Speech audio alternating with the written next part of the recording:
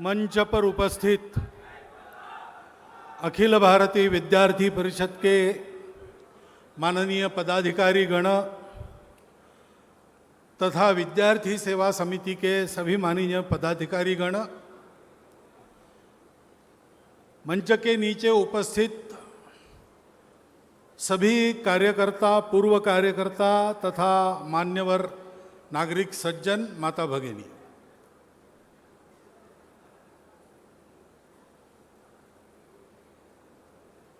आपका बहुत हार्दिक अभिनंदन है। क्योंकि आपने अपने परिश्रम से लंबे समय तक सब प्रकार की परिस्थितियों का सामना करते हुए एक सिद्धि को प्राप्त किया है। आज हमारे अपने परिश्रम से हमने अपना एक भव्य कार्यालय खड़ा किया। यहां आने के पहले कार्यालय में गया था। मुझे लगता है सब दृष्टि से अच्छा बना है। तो बनाने वाले प्रत्यक्ष जिन्होंने बनाया उसको, उनका भी अभिनंदन, और उनको बनाने में जिनके प्रेरणा और परिश्रम की साथ रही वो आप सभी का अभिनंदन। क्योंकि ये प्रवास आसान नहीं है।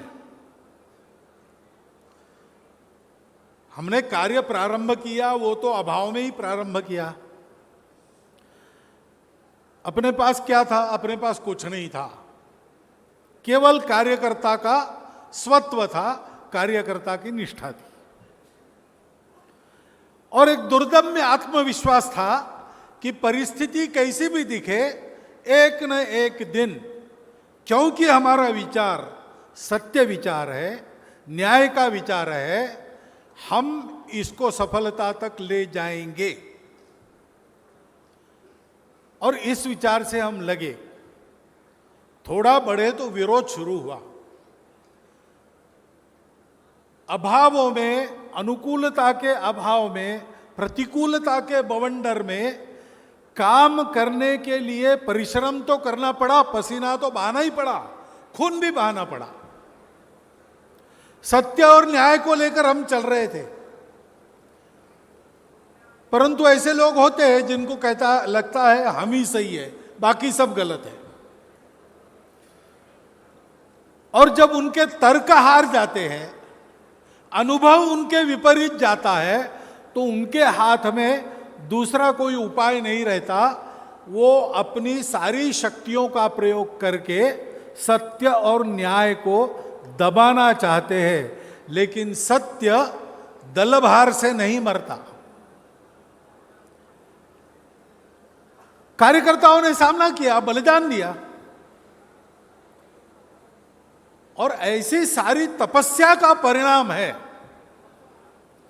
क्या जो कार्यालय खड़ा हुआ। निधि बहन ने ठीक कहा कि ये जो स्फूर्ति भवन उसका नाम है, वो एकदम सटीक नाम है। क्योंकि अपने कार्य का यहां जो गौरवपूर्ण इतिहास है, वो सारा उस भवन को देखते समय अपने मन में फिर से जागृत होता है। विद्यार्थी परिषद में तेलंगाना प्रांत का काम बहुत आगे रहा है पहले से। विद्यार्थी परिषद का कार्य कैसे होना चाहिए, इसके बारे में जो विद्यार्थी परिषद की कल्पना थी, उस कल्पना का एक प्रतिमान यहां तेलंगाना में मिलता था, आज भी मिलता है। एक तरह से तेलंगाना का कार्यकर्ता कार्य विद्यार्थी परिषद में ट्रेंड सेटर की भूमिका भी बनाता है। मैं भी विद्यार्थी परिषद के कार्यकर्ताओं के साथ बातचीत करने में आता जाता रहा हूं। इसलिए इस सारे संघर्ष के कालखंड में वगैरह मैंने दूर से क्यों न हो, लेकिन आपको देखा है। ऐसा एक तरफ उत्कृष्ट कार्य खड़ा करना, सारे विरोध को झेलकर, और दूसरे तरफ उसकी ये जो उपेक्षा की अवस्था है, बाद में विरोध की अवस्था है, उसको सुखरूप उससे पार करके अनुकूलता की अवस्था में लाकर खड़ा करना, ये कार्य आपने संपन्न किया है, इसका प्रतीक ये कार्यालय है। और इसलिए आज आप में आनंद है, आज आप लोगों में उत्साह है, ये बहुत अच्छी बात है। उस आनंद की, उस उत्साह की जय हो।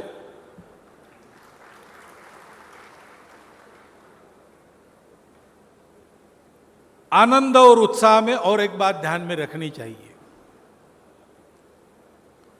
हम संघ की प्रार्थना में कहते हैं ये कंटकाकीर्ण मार्ग है।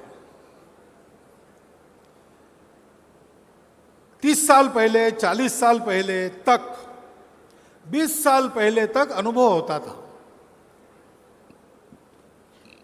लेकिन अब इसको जब हम कहते और अर्थ बताते हैं कि अपना मार्ग बहुत कठिनाइयों से भरा है, तो आज के पीढ़ी का कार्यकर्ता पूछता है कि वो कंटक कहाँ है। आपने देखे होंगे उपेक्षा के समय में बहुत सहन करना पड़ा, बहुत घिसना पड़ा, विरोध में बहुत लड़ना पड़ा, अंदर के दुख को दबाकर कार्य के हित के हेतु कर्तव्य कठोर होके आगे बढ़ना पड़ा। इतने सारे आघात होते हुए भी और उसका प्रतिकार करते हुए भी मन में कोई द्वेष शत्रुता न आए, इसके लिए मनोनिग्रह बनाना पड़ा। लेकिन आज तो सब ठीक है, अब कार्यालय हो गया, अच्छा कार्यालय बन गया, सब प्रकार की सुविधाएं उसमें है, साधन सुविधा अपने पास है, और समाज में आस्था, प्रेम और प्रतिष्ठा के हम धनी बने हैं। एक समय विद्यार्थी परिषद का कार्यकर्ता लोग, विद्यार्थी क्षेत्र में काम करने वाले अन्य संगठनों के लोग हंसते थे, ये कौन लोग हैं, अरे ये क्या विद्यार्थी परिषद है, क्या करते हैं, सरस्वती पूजा करते हैं और जिनके नंबर आते हैं उनका अभिनंदन करते हैं, और तो कुछ करते नहीं। आज ये कहने की हिम्मत किसी की नहीं होगी। उस समय हमको नगण्य मानने वाले लोग आज हमको अग्रगण्य देख रहे हैं। ये परिवर्तन है, हमारे परिश्रम से आया है। और इसलिए आज का कार्यकर्ता पूछता है कि कंटक कहां है। लेकिन कभी कभी ऐसा होता है कि अनुकूलता ही कंटक बन जाती है। यानी आनंद है, उत्साह है, उसके आप अधिकारी है, यू डिजर्व इट।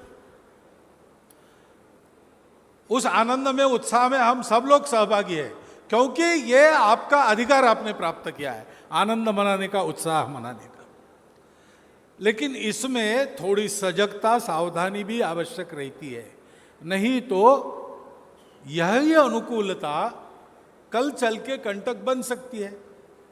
समाज में स्टेटस है, प्रतिष्ठा है, आस्था है, विश्वास है, हमारा अहंकार बढ़ाती है, व्यक्ति का भी बढ़ाती है, संगठन का भी बढ़ा सकती है। और अपना जो कार्य है वो तो बाकी संगठनों जैसा नहीं है, केवल अपने संगठन को प्रतिष्ठा प्राप्त करा देना, केवल विजय प्राप्त करना ऐसा नहीं है। विजय प्राप्त करना अनिवार्य है, इसलिए हम विजय प्राप्त कर रहे हैं और विजयी होंगे, परंतु उस विजय का कुछ उपयोग करना है। विजय ये हमारी मंजिल नहीं है, हमारा पड़ाव है। बहुत से राजा विजयी हुए, सब भूल गए उनके नाम। कितने दिन याद रखेंगे राजाओं के नाम? ज्यादा दिन याद नहीं रहे, 1000, 2000, 5000 साल, उसके बाद सब भूल जाते हैं।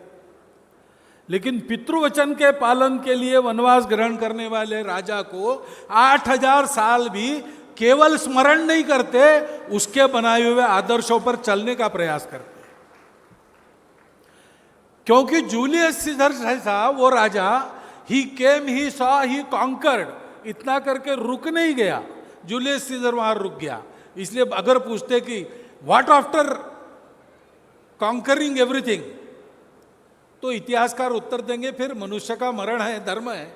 इसलिए एक दिन वो राजा भी मर गया। कुछ दिन याद रहेगा, बाद में भूल जाएंगे।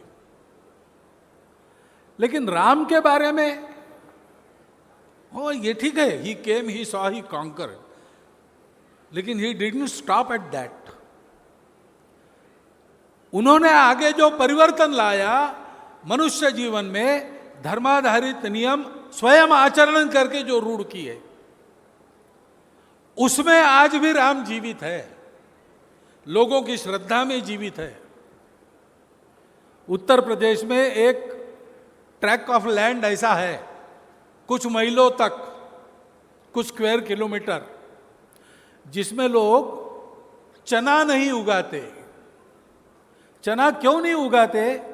इसलिए कि जनकनंदिनी सीता को ब्याह कर जब राम जनकपुर से लाए, विश्वामित्र जी के साथ गए थे, पैदल गए थे, पैदल लेके आए। पैदल यानी सारा था साथ सामान, हाथी थे, पालकी थी, घोड़े थे, स्वयं राजा दशरथ थे। तो कभी पालकी में बैठना, कभी पैदल चलना, ऐसे सीता जी उस ट्रैक में थोड़ी पैदल चलने के बाद, चने की खेती वहां होती थी, सूखे चने का एक ठूठ उनके पैर में गड़ गया, थोड़ा सा खून निकला। तब से वहां के लोग चने की खेती नहीं करते, क्योंकि सीता जी के पैर से खून निकलने वाला ये चना है, हम उसकी खेती नहीं करते। सीता जी 8000 साल पहले भूमि में गड़प नहीं हुई। सीता जी अभी हमारी श्रद्धा में जीवित है। यह चिरंजीविता क्यों प्राप्त होती है? क्योंकि अनुकूलता प्राप्त होने के बाद धीर व्यक्ति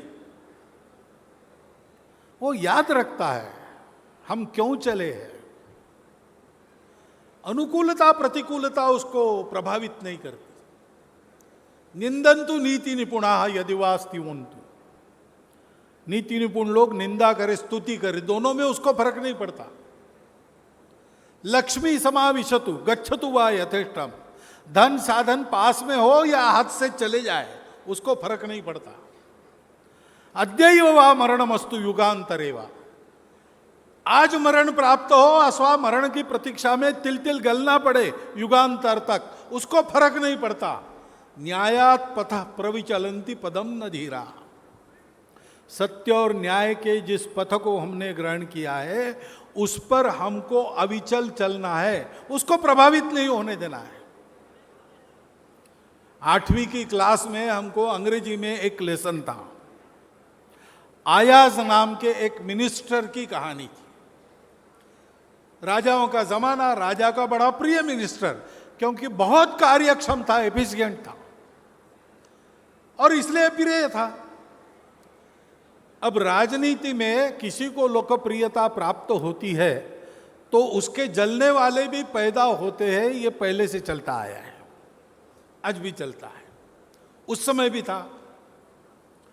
तो उसकी लोकप्रियता के कारण उस पर जलने वाले लोगों ने, दरबारियों ने उसका जरा देखा, कहाँ जाता है, क्या करता है, दिनचर्या क्या है, और राजा के पास आकर बताया कि ये जो आपका मिनिस्टर है बड़ा अच्छा लगता है, आप तो कार्यकुशल वगैरह वगैरह, ये एक दिन आपको डुबाने वाला है, क्योंकि ये कुछ गुप्त बात कर रहा है।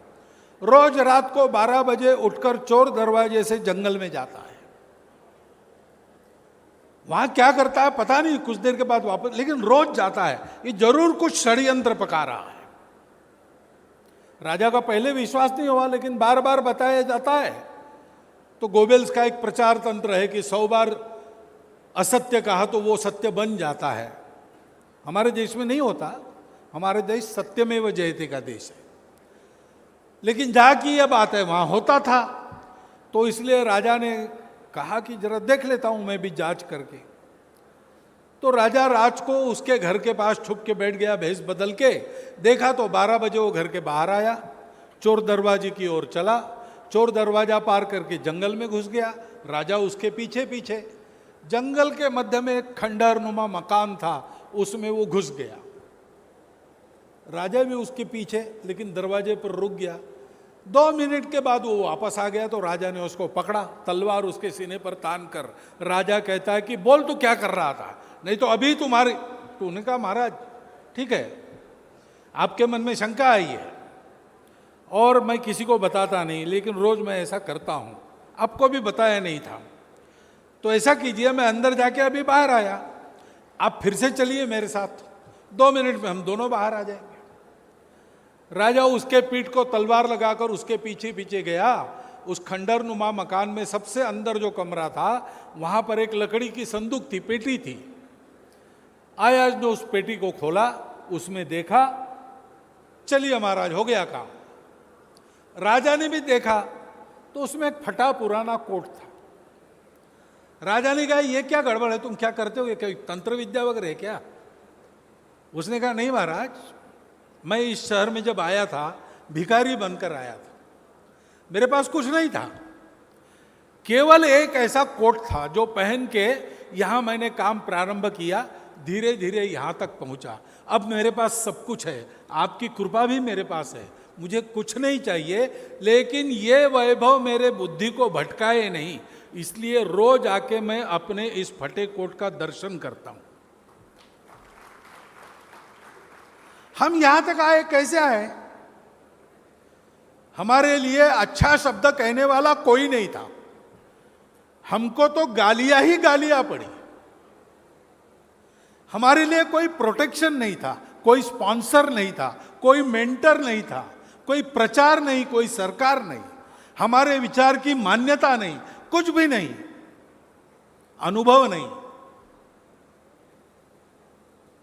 हम तो जंगल में खिलने वाले फूल थे। अच्छे अच्छे फूलों को गमले में लगाकर उसको रोज फर्टिलाइजर वगैरह देकर और अमीरों के गैलरियों में, बगीचों में उनको विकसित किया जाता है, सुंदर सुंदर दिखते हैं। जंगल के फूल की कौन चिंता करता है? उसको तो खुद बड़ा होना पड़ता है। हम किसके भरोसे बड़े हुए? ये हमारा स्वत्व है। क्रिया सिद्धि सत्वे भवति महताम नोपकरणी। बड़ी बड़ी क्रिया सिद्धि, महताम क्रिया सिद्धि उपकरणों के द्वारा नहीं, कार्यकर्ताओं के स्वत्व के द्वारा तैयार होती है। हमने अपने आत्मीयता से, अपनेपन से, हमने अपने ध्येय के विचार से, ध्येय दृष्टि से, हमने अपने अनुशासित व्यवहार से कार्यकर्ताओं के मन के उस गुण को सींचा, उनका सत्व सींचा, उनका सत्व खड़ा किया। सत्व के पीछे पीछे सब आता है। नृसिंह अवतार हुआ, हिरण्यकश्यपु का वध किया, देवों ने तालियां बजाई, पुष्प वर्षा की, क्योंकि उनको आशा थी कि अब हिरण्यकश्यपु मर गया तो राज्य तो हमको ही मिलेगा।